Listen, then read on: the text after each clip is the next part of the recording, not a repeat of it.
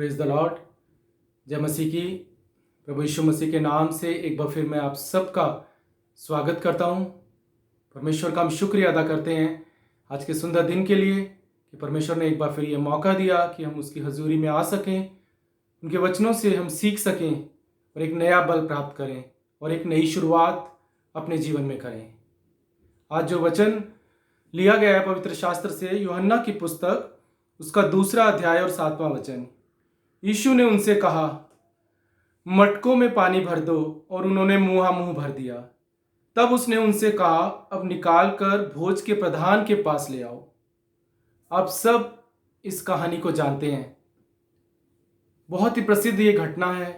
बहुत बार हमने इस घटना पे वचन सुने हैं, मैसेज सुने हैं, और आज फिर मैं इस घटना से कुछ आपके साथ बांटना चाहता हूं। इस कहानी में बहुत सी हमारी समस्याओं का उत्तर है। बहुत सी ऐसी बातें जिन्होंने आज आपकी ज़िंदगी को उलझा के रखा हुआ है। बहुत सी ऐसी चीज़ें हैं जो आपकी ज़िंदगी में हैं, जिन्हें आप चाहते हैं कि आपके जीवन से वो दूर हो जाएं, पर वो नहीं हो पा रही हैं। बहुत सी ऐसी समस्याएं हैं, बहुत सी ऐसे उलझने हैं जिन्होंने आपको उलझा के रखा हुआ है, जो संसार से हैं पर आपके जीवन में है, और जिन्होंने आज भी आपको गुलामी में ला के रखा है, क्योंकि वो चीज़ें संसार से आज भी आपके जीवन में जुड़ी हुई हैं। और यीशु मसीह कहते हैं यूहन्ना 15:9 में कि मैंने तुम्हें संसार से चुन लिया है। वो कहते हैं कि मैंने तुम्हें संसार से चुन लिया है। और रोमियो 12:2 में लिखा है, इसलिए अब इस संसार के सदृश्य ना बनो, परंतु तुम्हारे मन के नए हो जाने से तुम्हारा चाल चलन भी बदलता जाए, जिससे तुम परमेश्वर की भली और भावती और सिद्ध इच्छा अनुभव से मालूम करते रहो। यीशु कह रहे हैं कि मैंने तुम्हें संसार से चुन लिया है, पर अब इस संसार के सदृश मत बनो। वो कह रहे हैं कि मेरी इच्छा को तुम जानो और जो मैं कहता हूं वो तुम करो। परमेश्वर चाहते हैं आज हम एक निर्णय लें कि परमेश्वर जो हमसे चाहते हैं हम वो करें, हम उनकी आवाज को सुने। यशाया 55:3 में परमेश्वर कह रहे हैं, कान लगाओ और मेरे पास आओ और सुनो, तब तुम जीवित रहोगे और मैं तुम्हारे साथ सदा की वाचा बांधूंगा, अर्थात दाऊद पर की अटल करुणा की वाचा। यीशु कह रहे हैं जो कुछ मैं तुमसे कह रहा हूं, अगर तुम वो करोगे तो मैं तुम्हारे साथ कह रहे एक वाचा बांधूंगा। यीशु मसीह कह रहे हैं अगर तुम मेरी बातों पर कान लगाओगे और उन पर ध्यान दोगे, तब तुम जीवित रहोगे और मैं तुम्हारे साथ एक वाचा बांधूंगा। और कैसी वाचा? वो कह रहे हैं जो मैंने दाऊद के साथ बांधी, अटल करुणा की वाचा। यीशु मसीह आज कह रहे कि मेरी बात को तुम ध्यान से सुनो। यहां पर इस घटना में हम देखते हैं कि यीशु को गलील के काना में इस विवाह में आने का न्योता मिला, और यहां पर इस विवाह में यीशु मसीह गए और उनके साथ उनके चेले भी गए और उनकी मां मरियम भी गई। और जब ये लोग वहां पहुंचते हैं तो वहां पर ये क्या देखते हैं कि वहां पर दाखरस घट गया, और यीशु की मां ने यीशु से कहा उनके पास दाखरस नहीं रहा। और जैसे ही यीशु ने इस बात को सुना, यीशु ने सबसे पहली बात कही। यीशु ने मरियम से कहा कि हे महिला, मुझे तुझसे क्या काम। क्यों यीशु ने कहा कि हे महिला, मुझे तुझसे क्या काम? वो तो अपनी मां के साथ गए थे, और हम पवित्र शास्त्र में देखते हैं कि यीशु मसीह ने अपनी मां के प्रति अपनी सारी जिम्मेवारियों को निभाया इस धरती पर रहते हुए। यहां तक कि जब वो क्रूस पर भी थे, वहां पर भी वो अपनी मां की जिम्मेवारी को नहीं भूले। पर यहां पर यीशु मसीह कहते हैं कि हे महिला, मुझे तुझसे क्या काम, क्योंकि यहां पर यीशु मसीह अपनी सेवा के काम के लिए उतरे थे और वो किसी भी भावनात्मक जुड़ाव में नहीं थे। एक बार यीशु ने किसी से कहा, अगर हम इसका जिक्र देखते हैं, इसका जिक्र है लूका 9:59 में। यीशु ने किसी से कहा कि मेरे पीछे हो ले, और उस मनुष्य ने उस परमेश्वर से कहा कि प्रभु मुझे पहले जाने दे कि मैं अपने पिता को गाड़ दूं। तब यीशु ने कहा कि मरे हुओं को अपने मुर्दे गाड़ने दे। जब हम प्रभु के पीछे चलते हैं और जब जिस संसार में हम रहते हैं, जिस संसार के बीच में हम रहते हैं, वहां पर हमें फिर उस संसार के साथ भावनात्मक जुड़ाव नहीं रखना है, क्योंकि प्रभु को कहीं ना कहीं यह पता है कि यही बातें इन लोगों को मुझसे दूर ले जाएंगी। प्रेम और भावनात्मक जुड़ाव में बहुत फर्क है। प्रभु यीशु कहते हैं कि तुम उनके साथ भावनात्मक जुड़ाव मत रखो, पर उनके साथ प्रेम रखो। उनके साथ प्रेम रखो। प्रेम हमें गुलामी से आजाद करता है और भावनात्मक जुड़ाव हमें गुलामी में लेकर जाता है। यहां पर यीशु मसीह ने मरियम से कहा कि हे महिला, मुझे तुझसे क्या काम। और इसके बाद हम देखते हैं कि यीशु ने उन सेवकों से कहा जो वहां पर थे, यूहन्ना 2:7 में, कि मटकों में पानी भर दो। और वहां पर 6 मटके रखे हुए थे जिनमें 2-2, 3-3 मन पानी समाता था। यीशु ने उनसे कहा, इन्हें मुंह मुंह पानी से भर दो। और उन्होंने उन्हें मुंह मुंह पानी से भर दिया। तब यीशु ने उनसे कहा, अब इन्हें भोज के प्रधान के पास ले जाओ। और वो ले गए। और जब भोज के प्रधान ने वो पानी चखा जो दाखरस बन गया था, और वो नहीं जानता था कि ये कहां से आया है, पर जिन सेवकों ने ये पानी निकाला था वो जानते थे। उन्हें मालूम था ये पानी कहां से आया। तब भोज के प्रधान ने दूल्हे को बुलाकर कहा, तूने तो अच्छा दाखरस अब तक कहां रख छोड़ा था। इस घटना में सबसे महत्वपूर्ण बात यह है कि जब दाखरस खत्म हो गया तो प्रभु यीशु मसीह ने उनसे कहा कि इसमें पानी भर दो। प्रभु ने कहा इसमें पानी भर दो। सोचिए, अगर मैं और आप इस शादी में होते और प्रभु मुझसे और आपसे ये बात कहते कि यहां पर पानी भर दो, तो हम प्रभु से क्या कहते? प्रभु, यहां पानी भरने की क्या जरूरत है, यहां पर तो दाखरस घट गया है।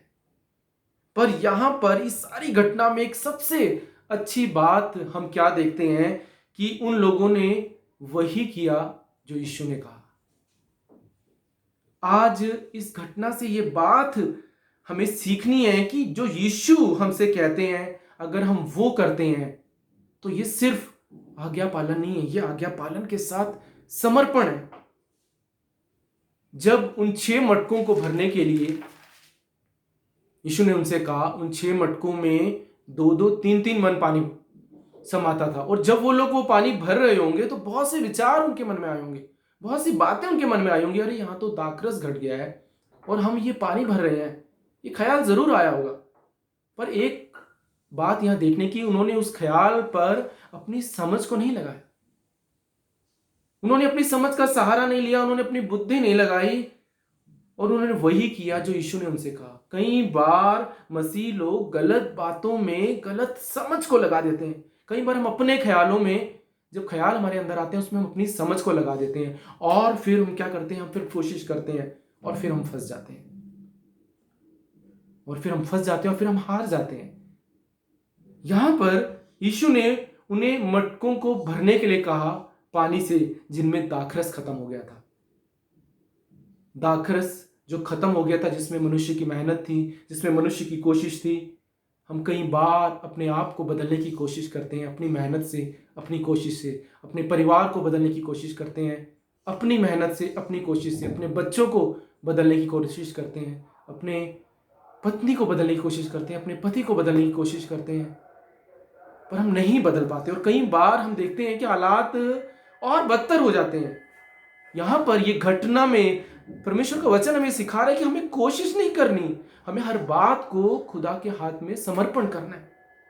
हमें समर्पण करना सीखना है। यहां पर पुरानी दाखरस खत्म हो गई, मतलब पुरानी मेहनत खत्म हो गई, पुरानी कोशिश खत्म हो गई। जब हम अपने आप को खाली करके, अपने तरीके से कोशिश करने के बाद सब कुछ छोड़कर एक खाली बर्तन के समान प्रभु के सामने आते हैं ना, पूरी तरह खाली होकर, और प्रभु से कहते हैं, प्रभु मैं पुराने जीवन की आदतों को नहीं छोड़ पा रहा हूं, मैं जिन्होंने बातों ने मुझे आज भी दासत्व में डाला हुआ है, उन बातों को मैं नहीं छोड़ पा रहा हूं। जब हम प्रभु से ये कहते हैं, प्रभु कि मैं अपने समय को बर्बाद कर रहा हूं और मैं उन बातों से जुड़ गया हूं जिन्हें मैं छोड़ना चाहता हूं, फिर भी मैं नहीं छोड़ पा रहा। मैं उन भावनात्मक चीजों से मैं जुड़ गया हूं जिन्हें मैं छोड़ना चाहता हूं पर मैं नहीं छोड़ पा रहा, और मैं जितनी कोशिश करता हूं उनमें मैं उतना फंसता जाता हूं। बहुत से मसीह जो आज प्रभु में हैं, और जब वो नए नए आए थे तो उनके अंदर प्रभु में इतना जोश था, इतना उनके अंदर परमेश्वर के लिए लगन थी, इतनी चाह थी कि वो सब कुछ परमेश्वर के लिए करना चाहते थे।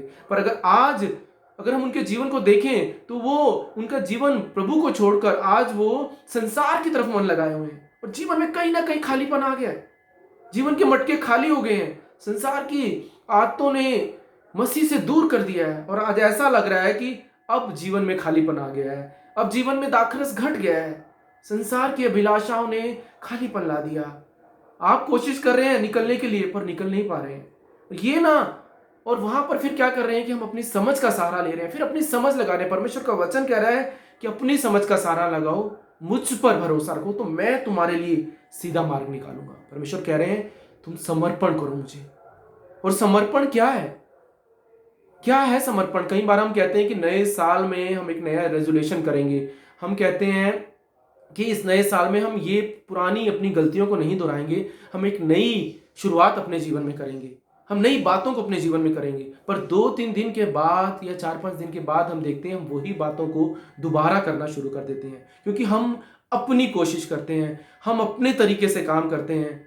यहां परमेश्वर का वचन कह रहा है कि हमें अपनी कोशिश नहीं करनी, हमें अपनी मेहनत नहीं करनी, अपनी समझ का सहारा नहीं लेना, पर संपूर्ण मन से यहोवा पर भरोसा रखना है। वो कह रहा है तब मैं तुम्हारे लिए सीधा मार्ग निकालूंगा।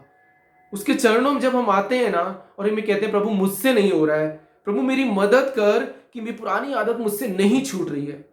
जानते हैं समर्पण के लिए सबसे जरूरी है कि हम अपने प्रति ईमानदार हो जाएं, अपने प्रति ईमानदार हो जाए। हम ईमानदारी से हम ये कहें प्रभु जो मैं कर रहा हूं वो सही नहीं है। कई बार हम अपनी जिंदगी में खुद से ईमानदार नहीं होते। हम ये कभी नहीं कहते जो मैं कर रहा हूं प्रभु वो सही नहीं है। यहां पर लूका 9:23 में इसलिए परमेश्वर ने, यीशु मसीह ने सबसे कहा यदि कोई मेरे पीछे आना चाहे तो अपने आप का इनकार करे, अपना क्रूस उठाए और मेरे पीछे बोले। यहां पर लिखा है कि यीशु ने सबसे कहा, मतलब है सबसे। यीशु ने सिर्फ अपने चेलों से नहीं कहा, मुझसे और आपसे सबसे कहा यदि मेरे पीछे आना चाहते हो तो अपने आप का इनकार करो। पौलुस भी यही बात कर रहा है रोमियो 12:1 में, इसलिए हे भाइयों मैं तुमसे परमेश्वर की दया स्मरण दिलाकर विनती करता हूं कि अपने शरीरों को जीवित और पवित्र और परमेश्वर का भावता हुआ बलिदान करके चढ़ाओ, यही तुम्हारी आत्मिक सेवा है। पौलुस यहां पर परमेश्वर की दया में हमें जीना सिखा रहा है और हमसे विनती कर रहा है और कह रहा है कि हम अपने आप का इनकार करें, अपने शरीरों को हम जीवता परमेश्वर का भावता हुआ जानकर हर दिन उस वेदी पर चढ़ाएं, उस वेदी पर अपने आप को हम समर्पित करें, हर दिन हम ईमानदार हो जाएं। क्योंकि अगर हम ईमानदार नहीं होते, हम खुद अपनी गलतियों को जो हम अभिलाषाओं से करते हैं अगर हम मानते नहीं और हम कोशिश करते रहते हैं कि मैं कुछ कर सकता हूं। आज जिस दौर में हम रह रहे हैं यहां पर सबसे बड़ी बात है कि हर कोई ये कोशिश कर रहा है कि मैं कुछ कर सकता हूं, मैं अपने आप को प्रूव कर दूं, मैं अपने आप को बताऊं कि मैं सही हूं। हम कई बार अपनी जिंदगी में ये तो कहते हैं कि प्रभु मेरे जीवन में इस बात की घटी है, मेरे जीवन में इस बात की कमी है, मेरे जीवन में ये घट गया है, अब मेरे जीवन में मिठास नहीं रही प्रभु, और मेरे जीवन में कहीं ना कहीं कहीं खालीपन आ गया है। पर हम ये नहीं कहते कि प्रभु कि मैं कुछ नहीं। ये कैसे हम कह दें कि मैं कुछ नहीं? परमेश्वर का वचन कह रहा है, यीशु मसीह कह रहे हैं कि अपने आप का इनकार करो। जब उस मनुष्य ने यीशु को कहा कि प्रभु पहले मुझे जाने दे कि मैं अपने जो मुर्दा पिता है उसको मैं गाड़ दूं, तो परमेश्वर ने कहा कि मुर्दों को अपने मुर्दे गाड़ने दो। इसका मतलब ये नहीं है कि यीशु मसीह कह रहे हैं कि हम इस संसार को छोड़ दें। यहाँ यीशु मसीह कह रहे हैं कि हमें उस संसार के तौर तरीकों को छोड़ना है जिन्होंने तुम्हें आज गुलामी में डाल दिया है और तुम चाह कर भी उससे नहीं निकल पा रहे हो, क्योंकि हम अपनी कोशिश कर रहे हैं, हम अपनी ताकत लगा रहे हैं। जब दूसरा दाखरस बनाना तो उन मटकों में सिर्फ पानी भरा गया था, सिर्फ पानी भरा गया था। पानी का मतलब है कोई अपनी मेहनत नहीं, कोई अपनी कोशिश नहीं, पूरे ईमानदारी और सच्चाई के साथ समर्पण। जो वो कहे वो हमें करना है। हमारा समर्पण ईमानदारी के साथ हो, हमारा समर्पण में ईमानदारी का होना, सच्चाई का होना बहुत जरूरी है। आज बहुत से मसीहों के जीवन में परमेश्वर में आने के बाद भी वो मिठास नहीं है, वो भरपूरी नहीं है, वो आशीषें नहीं है। जो होना चाहिए वो आज भी आपके जीवन में नहीं है। वो भरपूरी, वो आनंद, वो मिठास आज आपके जीवन में नहीं है। इसका मतलब है कि आपने अभी भी समर्पण नहीं किया, अभी भी आप अपनी कोशिश कर रहे हैं, खुद का परिश्रम कर रहे हैं। यीशु मसीह करे अगर तुम एक आशीषित जिंदगी जीना चाहते हो, वो जिंदगी जीना चाहते हो जो जिंदगी देने के लिए मैं आया, तो 2 बातों का हमें ध्यान रखना है। पहली बात, कि आपको यीशु की बातों को हाँ कहना है, आपको उसकी बातों को हाँ कहना सीखना है। और दूसरी बात, आपको खुद को ना कहना सीखना है।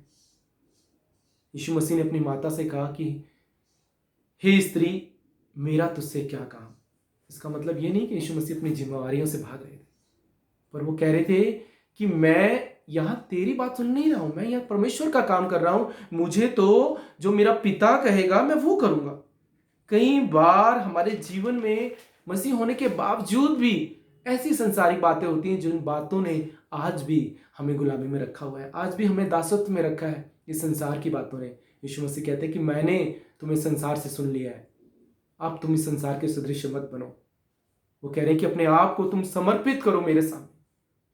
पौलुस कहता है कि उस खुदा के सामने हमें अपने आप को जीवता हर दिन बलिदान करना है, हर दिन समर्पित करना है ईमानदारी के साथ कि प्रभु मैं कुछ नहीं हूं, प्रभु मैं कुछ नहीं हूं, तू सब कुछ कर सकता है। जब हमारे समर्पण में ईमानदारी होती है, जब हमारे समर्पण में कबूली होती है, जब हमारे समर्पण में खुद का इनकार होता है, तब परमेश्वर हमारे जीवन में जब वो कहता है कि तुम ये करो और हम वो करते हैं, तब चाहे हम पानी हमारे जीवन में, खाली पानी जिसमें हम कुछ नहीं करते, अगर हम भरते हैं तो परमेश्वर उसे भी दाखरस में बदल देता है। अगर आज आपके जीवन में खालीपन है, अगर आज आपके जीवन में मिठास नहीं है, अगर आज संसार की उलझनों ने आपको उलझा दिया है, आपके परिवार को उलझा दिया है, और आज आप वापस उस गुलामी में आ गए हैं जहां बाहर से तो जिंदगी बहुत अच्छी लग रही है पर अंदर खालीपन आ गया है, परमेश्वर कह रहे हैं आज कि संसार के सदृश मत बनो, अपने आप का इनकार करो, मेरे पीछे हो लो, जो मैं तुमसे कहता हूं वो करो,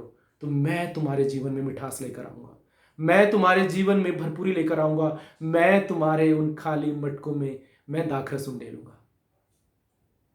पर आज हमें एक निर्णय लेना है कि हमें जब उसके आगे अपने आप को सौंपना है तो ईमानदारी के साथ सौंपना है। इस बात को लेकर उस खुदा के चरणों में हजूरी में जाना है कि प्रभु मैं कुछ नहीं हूं, मैं कुछ नहीं कर सकता, मेरी कोशिश मेरी मेहनत सब व्यर्थ है प्रभु, पर अगर तू करे तो तू सब कुछ कर सकता है।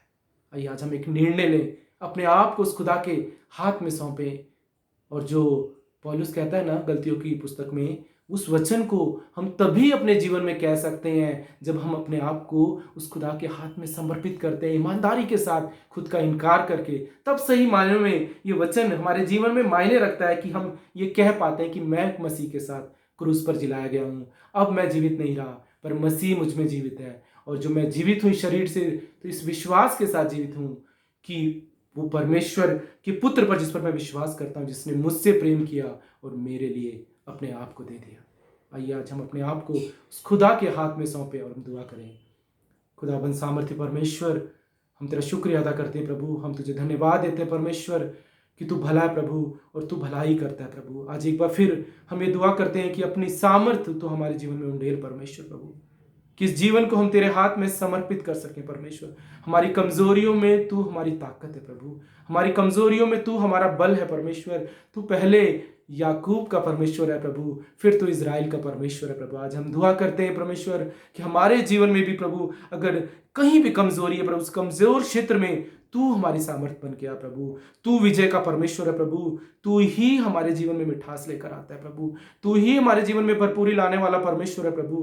प्रभु हमें अपनी राहों में चला परमेश्वर प्रभु, अपनी अगुवाई में चला प्रभु, हम वो करें जो तू हमसे कहे प्रभु। होने दे प्रभु कि ये निर्णय हम अपने जीवन में ले सकें ताकि हमारा जीवन बदल सके, वो जीवन जो जीवन देने तू आया परमेश्वर। धन्यवाद देते हैं प्रभु, तू ही हमसे बात करता है और तू ही हमसे अनुवाद करता है प्रभु। होने दे तेरी बातों पर हम कान लगाएं प्रभु, ताकि ये बातें हमारे जीने का कारण बने प्रभु, और तेरी उस वाचा को हम अपने जीवन में पूरा होता देखें जो तूने दाऊद के साथ की प्रभु।